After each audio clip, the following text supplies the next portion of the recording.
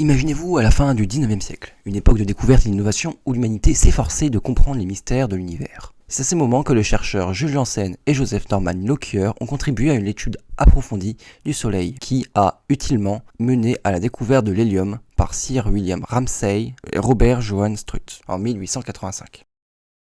Avec ingéniosité et détermination, ces chercheurs ont utilisé la spectroscopie solaire, une méthode révolutionnaire pour scruter les étoiles et le Soleil.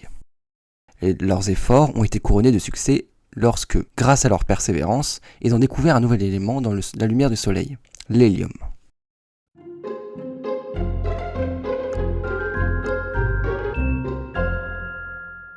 Cet élément était nommé hélium, symbolisé par la lettre He avec un numéro atomique de 2. L'hélium possède un noyau composé de 2 neutrons, de 2 protons et entouré de 2 électrons qui lui confèrent une configuration électronique de 1s2.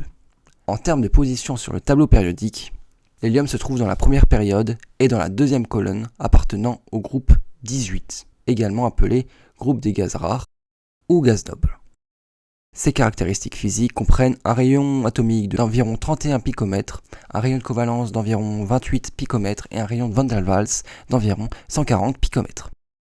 L'hélium a une masse atomique d'environ 4,00262 unités atomiques et une masse volumique de 0,1785 g par litre à 0 degré et 0,125 g par litre à l'état liquide, c'est-à-dire à moins de 168,93 degrés.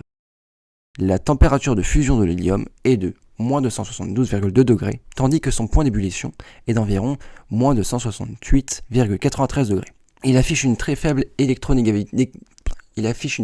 électronégativité presque nulle sur l'échelle de Pauling. L'hélium est un élément fascinant car il n'est pas radioactif. Cela lui offre donc une stabilité constante. Son rôle dans l'exploration spatiale, dans les domaines scientifiques, ainsi que son utilisation dans le refroidissement des aimants superconducteurs et de l'imagerie par résonance magnétique, c'est-à-dire l'IRM, en font un élément essentiel dans notre compréhension du cosmos et dans de nombreuses applications technologiques contemporaines.